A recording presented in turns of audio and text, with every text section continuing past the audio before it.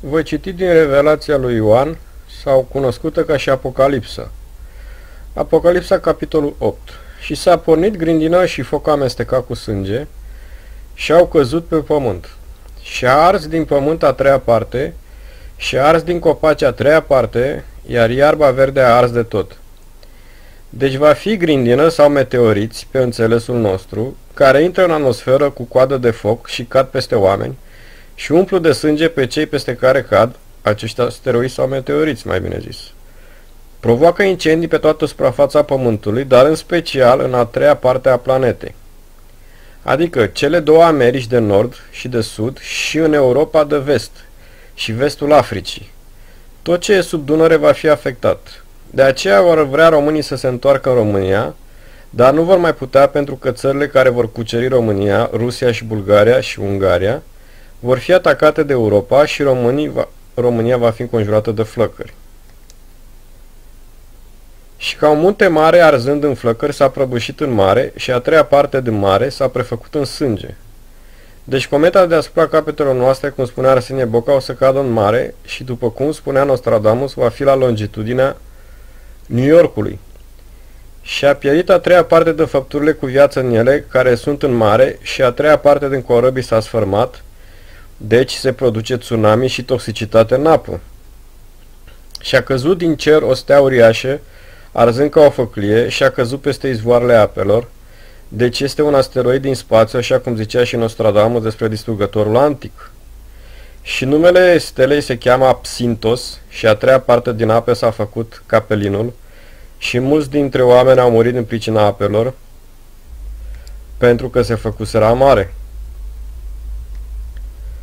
Și a fost lovită a treia parte din soare, și a treia parte din lună, și a treia parte din stele, ca să fie întunecată a treia parte a lor și ziua să-și piardă din lumină a treia parte, și noaptea tot așa. Deci din locul unde va cădea din Porto Rico se va ridica fum și va întuneca soarele și luna și stelele 72 de ore, așa zicea Padre Pio, preot catolic. Și am văzut o stea căzută din cer pe pământ și s-a dat cheia fântânii adâncului. Și a deschis fântâna adâncului și fum s-a ridicat din fântână, ca fumul unui cuptor mare, și soarele și văzduhul s-au întunecat de fumul fântânii. Deci din acea toxicitate și din faptul că temperatura oceanelor se va ridica, vor porni tornade și acestea vor afecta zona ecuatorială, unde sunt popoare necreștine. După cum știți, popoarele islamice și necreștine sunt în regiunea mai caldă a planetei, iar în regiunea cu climă mai rece se află populația teoretic creștină. Și li s-a poruncit ca să nu vateme iarba pământului și nici verdeața și nici un copac, fără numai pe oamenii care nu au pecetea lui Dumnezeu pe frunțile lor. Și nu li s-a dat ca să-i omoare, ci ca să fie chinuiți 5 luni. Și chinul lor este la fel ca chinul scorpiei când a înțepat pe om. Și în zilele acelea vor căuta oamenii moartea și nu o vor afla și vor dori să moară. Moartea însă va fugi de ei. Acum să vedem care e scopul pentru care acest asteroid cometă va lovi Pământul. Pentru că nu o să fie o întâmplare tocmai în vremurile acestea de mare suferință pentru rasa umană. Scopul este ca din căderea acestui asteroid să pornească al treilea război mondial. Este trimis de ființele care au scris Biblia, acest asteroid cometă va cădea între cele două războaie, cele zonale, adică la sfârșitul războiului din Turcia, pe data de 23 septembrie 2017. După căderea lui urmează tornadele de 5 luni și după tornade urmează, așa cum spune Nostradamus, că flăcările marelui război nemai putând fi oprite. Deci ce se va întâmpla în total? Cade în Porto Rico, după războiul din Turcia, aruncă în întuneric cele două Americi și Europa de vest, se creează 8 ore de cutremur, aer toxic, care ucide cei în Atlantic și o parte a Pacificului. Râurile vor fi otrăvite, tot ce e sub Dunăre afectat, așa cum spunea Matthias Storberger. Cine va mai avea vreo vacă în regiunea de sub Dunăre, să-i pună lanț de argint, că o să fie mai valoroasă ca argintul. Deci, va fi aer toxic și cine va avea fereastra deschisă sau va fi afară și va respira, va muri. Tsunamiul care se pornește înspre Porto Rico, nord-estul planetei, planeta se rotește cu 23 de grade sud-vest, iar Bucureștiul ajunge la latitudinea Ierusalimului. Italia va avea climă subtropicală. Cu tremurul de 8 ore o să trezească vulcanii și Vezuviul va erupe, Roma va fi afectată și populația din Roma se va refugia. În România se va trezi Vrancea și Bucureștiul va fi înconjurat de cutremure, așa cum s-a profețit, iar România va fi o priveliște dezolantă. Orașele din România ruine și oamenii se vor măcelări prin orașele dărmate din cauza foametei și lipsei apei. De aceea, când vei vedea cometa, pleacă din orașele mari și du-te la țară cu mâncare și stai acolo. Ia-ți și armă, că cele 3 țări vor cuceri la scurt timp România. Statul român, deja inexistent acum, va lua sfârșit și la umbra distrugerii, Iohanii și cu parlamentarii vor vota legea libertății minorităților sexuale. Iar apoi a doua zi, România va fi cucerită de cele 3 țări, Rusia, Bulgaria și Ungaria. Care este calculul timpurilor? 1948 plus 70 de ani e 2018. 70 de ani de la crearea statului Israel. Se va reconstrui templul în Ierusalim. În decembrie. În octombrie 2018, bombele atomice, minus 5 luni și jumătate, deci războiul pornește în mai. Minus 5 luni de tornade? Nostradamus spune că în octombrie, adică imediat după căderea cometei, miezul pământului va reporni și în regiunea New York se vor simți trepidații. Ce e important e că se va vedea 6 zile pe cer și a 7-a va cădea în Atlantic. După cum bănuiești că la început o să cadă meteoriții mici, deci e posibil ca să încerce distrugerea lui pe anumite căi, cu laseri sau bombe atomice. Dar tot o să cadă în Atlantic multele mari ca de foc. Ai văzut, ai auzit, acum depinde de tine ce vei face. Succes!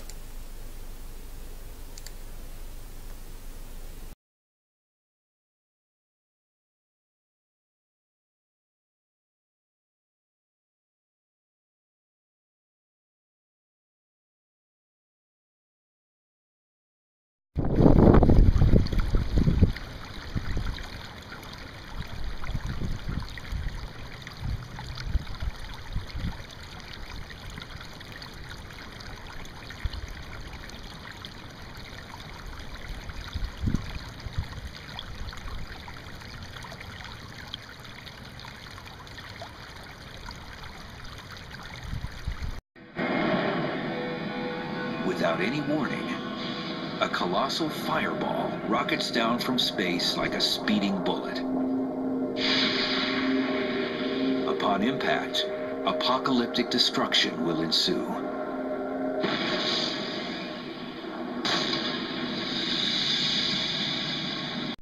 The thing that's so disturbing about it is that we really don't know where almost any of the comets are. The great majority of them swoop in from an incredibly large distance, hundreds of times further out than Pluto, unpredictably.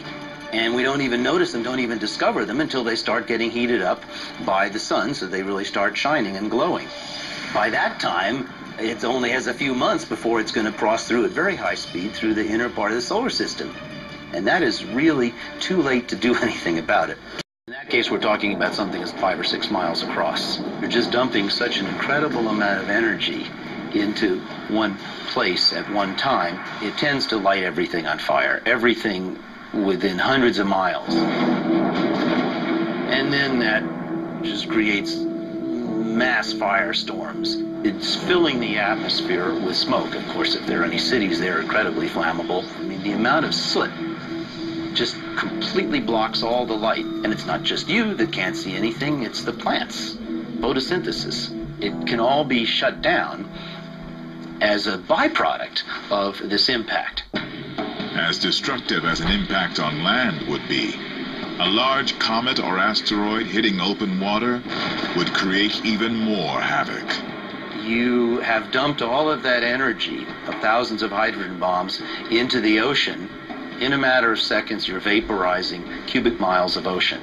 What is the water going to do after it's all blasted out in a spray of steam? All the other ocean water is going to flow right in as fast as it can and set up a tsunami like you cannot imagine. I'm talking about a wall of water that when it ramps up, the shore could be hundreds, 500, 1,000 feet high, and nothing's going to stop it. It will just keep on rolling in and obliterating everything for 50 or 100 miles. Then you would have all this debris fall back on the planet Earth. It'd be like a Christmas tree, seeing all these ornaments being thrown out in all directions. And then you would see firestorms, enormous areas of the planet Earth burning, releasing even more soot and ash in the air. Blanketing out sunlight, temperatures would then plunge, and life itself would be perhaps extinguished.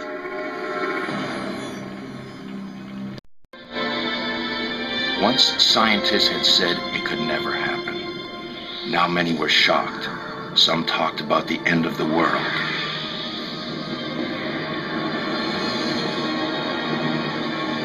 If something sneaks up on us, then there's very little we can do. In fact, today, the most likely situation is zero warning.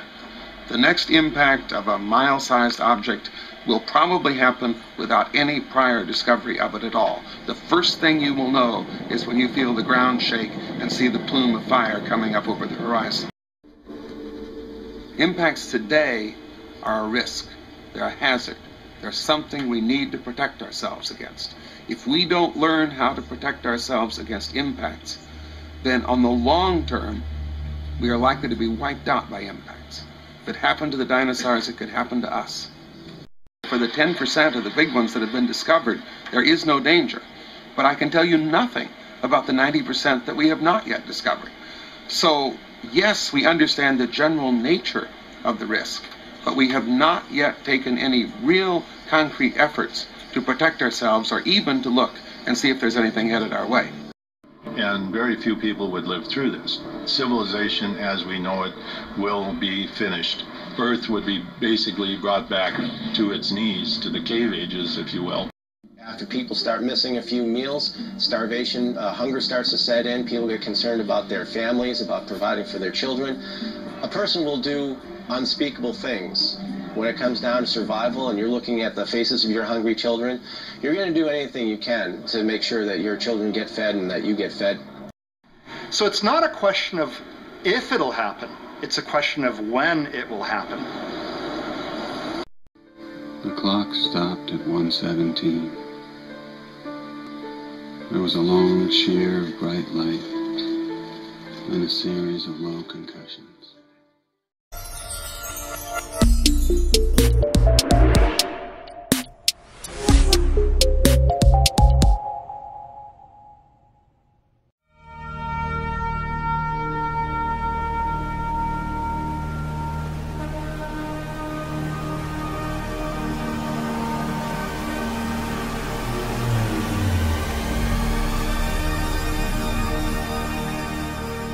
Next year, which is now, we're starting now, we are going to get into the year, the Hebrew year on God's calendar is the year 5717. 5 is the number of grace. 777, I think you know, triple completion. May mean the completion of the age of grace. Also, we don't tend to write our years fully, neither do the Jews. They abbreviate it, so they don't usually say the 5, because it's always 5. 5 starts with 5,000. So they drop that, so the year on their system is the year 777. I mean, if God is into numbers, and if He likes patterns and prophetic things, which He evidently does, it's going to be the year 777, starting now. The year of the Messiah according to the Jews. Now, unfortunately, for the Jews who don't yet believe the New Testament and that the Messiah came the first time, they're going to be looking for the wrong Messiah. They will momentarily put their faith and trust in a counterfeit Messiah. But we pray for them that the gospel will reach them. But they believe this coming year, this year that we're in, is the year for the Messiah to show Himself.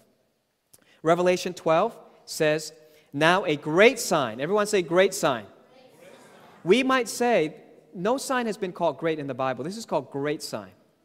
Mega sign. We might say this is the greatest sign because no other celestial sign has been given more attention and more detail. We gloss over it, we read it very quickly. We're not going to do it today. Let me show you why it's very important, because the time may be very soon. Well, the time is definitely very soon for this to be fulfilled.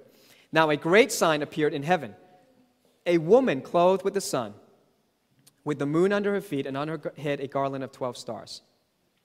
This does not refer to a woman floating through the sky. The simplest, most literal interpretation of this is the constellation Virgo, which will have the sun at her head, the moon at her feet, and 12 stars, 9 from the constellation Leo, and a conjunction of Mercury, Mars, and Venus on her head. That makes 12 stars on the 23rd of September, 2017. Remember that date, 23rd of September, 2017. Remember that date, 23rd to 24th. The date in the Hebrew calendar starts from nightfall of the 23rd to nightfall of the 24th. Their days start from night, goes to day. Our day goes from day, ends at night, right? Because when you're Gentile and you don't know God, you start in the light and you head to darkness. But when you're the people of God, you start in the darkness and you head towards the day. Make sense? Okay. Now, how rare is this? Well, this hasn't happened before in our lifetime. In fact, the last time it happened was 5,932 years ago, and that would be on our Gregorian calendar, the 5th of August, the year 3915 BC, roughly the time when Adam and Eve walked the earth. So this sign, the last time it appeared, seems to match when Adam and Eve were taught about how the woman would go into labor pain when she gives birth, and that the serpent would bruise her seed's heel, but her seed, the coming Messiah, would bruise his head. Remember that? Okay, we'll come back to that. But when that was being told, and he was also being told, God said that the stars and the sun and the moon are given for moedim, for appointed times. When that was being told, there was a sign in the sky that looked like this, and it hasn't happened since. It's about to happen in less than 360 days. So let's map it out. You know that we've talked about the 4 blood moons plus the other 2 eclipses. All right, the 4 blood moons started on Passover, 15th of April, 2014. And 2 days before this great sign of the woman in the sky, clothed with the sun in her hair, the moon at her feet, garland of 12 stars by her head, right? 2 days before that is the Feast of Trumpets. Feast of Trumpets is, we just learned, prophetically, the next thing Jesus will fulfill. He fulfilled 4 feasts. The next feast, the 5th feast, he must fulfill. The next event should be the resurrection of the dead and the rapture of the saints. So if it were to happen, it should happen on the Feast of Trumpets. Next Feast of Trumpets will start, there's a 2-day leeway, 20 to 22nd of September. If you count those 2 dates, the distance between those 2 dates, anyone want to guess the distance between those 2 dates? From the first lunar eclipse, blood moon, to the Feast of Trumpets next year, 2017, there are, you know this number. Isaac Newton cared about it. Lots of other godly people tried to calculate it. 1,260 days. I'm not making this up. You punch it in the calculator. This is written in the skies. If you want a sign, this is not religious. This is not bogus. This is not something made up. This was pre-planned when God put the stars into orbit. This was pre-planned so that it would spell out 1,260 days, a number we've seen many times. Revelation 12, a woman fled into the wilderness where God had prepared a place to care for her for 1,260 days. And again, I think those would be repetitive. So you say, why does it appear there? Because I think it's the first set. Then there'll be another set. Then there'll be another set. All right? So now, take the distance from the woman in the sky. Now, the woman in the sky, she's got all these signs, plus she's to give birth. Remember that? In Revelation 12, she's supposed to give birth. Well, if you're supposed to give birth around that date, then something significant should happen 9 months before. It's called conception. I don't know what's going to happen, but I'm going to give you the date. Count 9 months from the 23rd of September, and let's just see if anything happens. Put it on your calendar. All right? Around that time, we should see a conception, which is the 23rd of December, 2016. I have a friend who does YouTube. You can go to his channel called The Cutting Edge, too, and he puts the date even earlier, and he says the conception is 20th of November, and that's based on him drawing lines on the constellation. I don't know if we can draw lines in the sky like that, but I'm just going to do it very simple. 9 months. 9 months. 23rd of December. Hey guys, are you planning to be here for 50 years? Are you living like you got another 30 years to go? I never predicted when the rapture is going to happen. I'm not a date setter. I'm showing you patterns and fulfillments, a very likely fulfillment of Revelation 12. Let's do another one.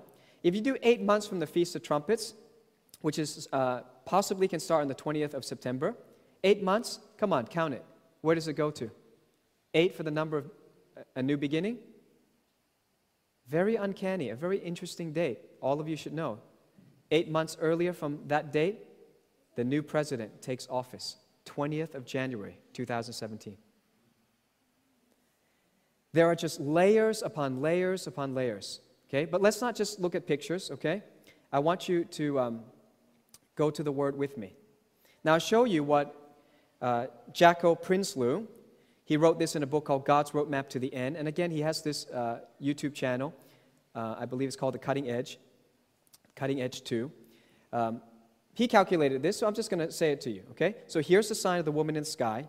Many of us prophecy teachers are all in agreement right now that this is the only thing going on in the sky for 6,000 years that would even fulfill, that could fulfill Revelation 12. Jupiter, which is the largest planet in our solar system, is called the king planet. It is the symbol of the king himself.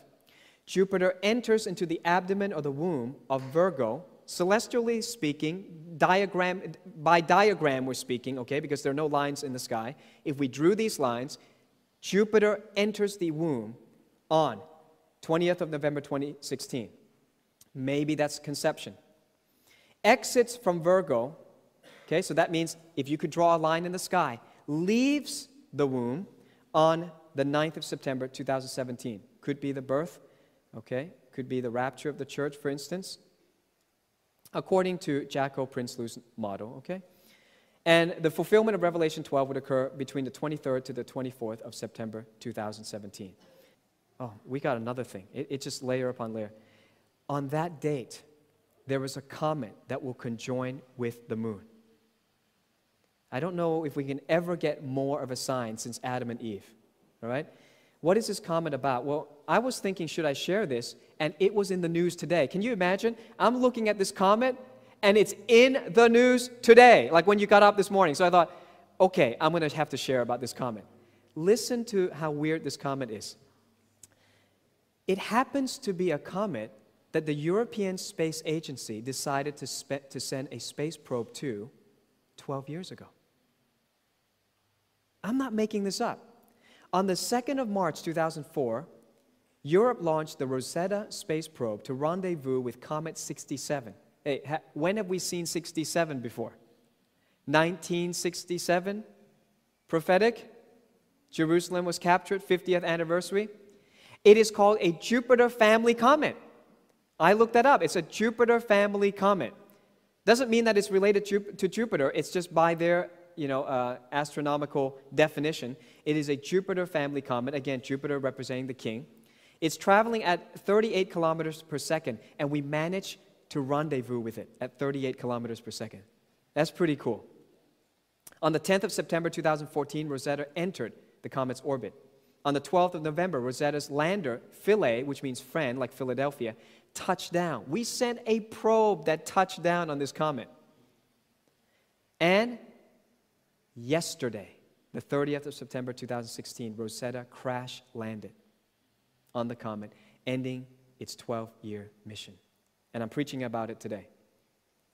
On the 23rd of September next year, this comet that has been singled out by the European Space Agency, that has a peculiar name that rhymes with 1967, will be in conjunction with the moon, passing by the foot of Virgo 50 years. That's one jubilee. 50 years since 1967. What does it mean? I don't know. But this is my friend Lou Vega. He put this up on his website, postscripts.org. And I thought, it's in the news. It's another celestial sign. You couldn't get more signs. As long as you live, I don't think there'll be a bigger sign than what's coming up. So, Revelation 12, let's read it, okay? I'll read it for you. We've got a few scriptures to show you, because what we want to do now is to harmonize the scriptures. What does all this mean? Now a great sign appeared in heaven. A woman clothed with the sun, the moon under her feet, and on her head a garland of 12 stars. Then being with child, she cried out in labor and in pain. Remember that? In labor and in pain. So what we want to do is to find out any other woman crying in labor and in pain in the Bible. To give birth. And another sign appeared in heaven. Behold, a great fiery red dragon, having 7 heads and 10 horns, and 7 diadems on his head. This is the part we have ignored. We haven't talked about what is the dragon. We've talked about the virgin. We'll talk about the child. We haven't talked much about the dragon. What does he do? His tail drew 1/3 of the stars of heaven and threw them to the earth. Hey, where have I heard that before? How about the rest of Revelation? If you studied my 4 hours of the 22 future events of Revelation, we know there's going to be meteor shower at the end of the 6th seal, and there's going to be meteor impact in the trumpet judgments, and there's going to be more meteor impact in the bowl judgments. Where are all these meteors coming from? Revelation 12 says, when all these signs are happening, something will pass by and draw 1/3 of the stars and throw them down to the earth. Well, these are not stars like the sun and big stars like that. If you throw the sun onto the earth would vanish because the sun is much larger. These stars falling to the earth can only be meteorites. Because we call meteorites falling stars. Can you see Revelation starting to make sense now? So something comes that we haven't talked about, draws all of these debris into the earth's atmosphere and starts pelting the earth. Totally in line with what the 22 predicted events of Revelation are. Revelation continues. She bore a male child who was to rule all nations with a rod of iron, and her child was caught up to God and his throne. Where have I heard the word caught up before? Rapture. So now we have a sign in the sky. We have something that's going to disturb some debris, some meteorites or asteroids that will help fulfill the rest of Revelation. And around that time, there's somebody that gets caught up. So the question is, who? Who gets caught up? Many theologians debate about this. I want to try to clarify this right now. Then the woman fled into the wilderness where she has a place prepared to God that they should feed her there 1,260 days. There is both an earthly meaning and a heavenly meaning for these scriptures, right? Often dual application. We're going to first start with the heavenly meaning since we've been talking about signs in the sky, celestial signs. The woman is a collective entity referring to Israel. Is that correct? Most people believe, correct? Theologians believe the woman represents Israel. Israel is a body of people represented by one symbol, the woman. The dragon is a collective entity. Who is it that will go after the woman? Talking on the earth right now, actually, talking about the earth. The Jews will flee from the Antichrist's armies. The beast system, the New World Order that will be anti-Semitic, that will go against the Jews, they will come collectively, chase the Jews, and they'll find a safe place in Jordan, in Petra, in the wilderness. Correct? So the woman is collective. The dragon is collective. Now the question is, who's the child? And many people have taught, and I heard my wonderful pastor 20 years ago, had a great pastor who taught end times to us, lived in New York, taught end times to us, but he taught in the light that he knew. I don't call him a false prophet because he didn't get everything right. I believe that everyone is progressing in their knowledge. And as we get closer to the end time, we stand on the shoulders of those who've gone before us. And this is what I really dislike about these keyboard warriors on YouTube and on social media. Because they disrespect those who have revelation, they disrespect anyone who might have gotten anything wrong, and they apply this false label and this false standard of perfectionism on them. I can say that my old pastor did not get everything about end times right. He did not know what this was. He said that the child must be Jesus. But if you harmonize the scriptures and you apply strict Bible interpretation, you've got one collective entity, another collective entity. How could the third thing be an individual?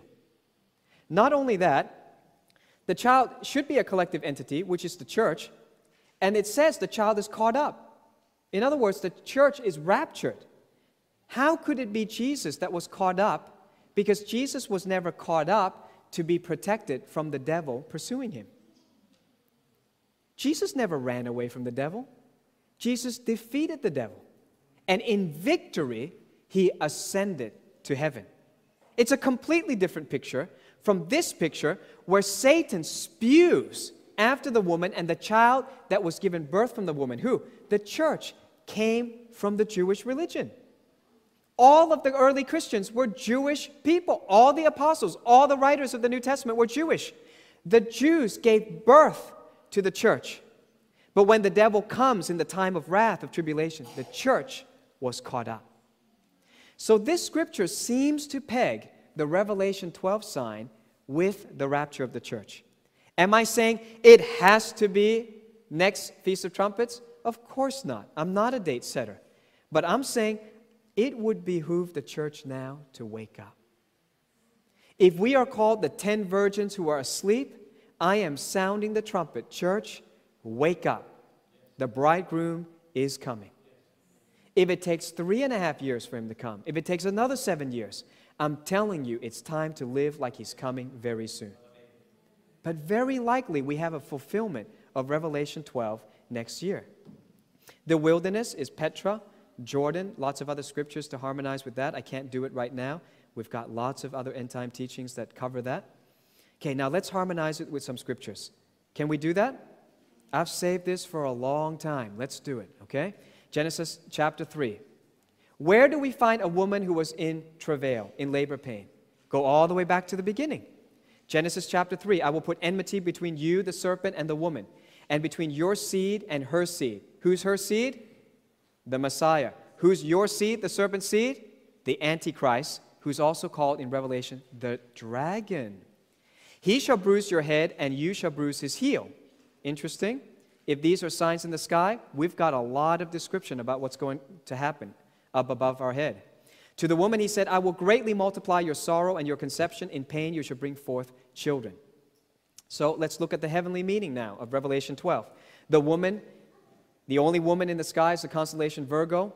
The woman's seed is the king planet Jupiter, the child that enters her womb and exits. And by the way, it never happens before. Jupiter stays in the womb for over 10 months. That's like the longest gestation period allowed.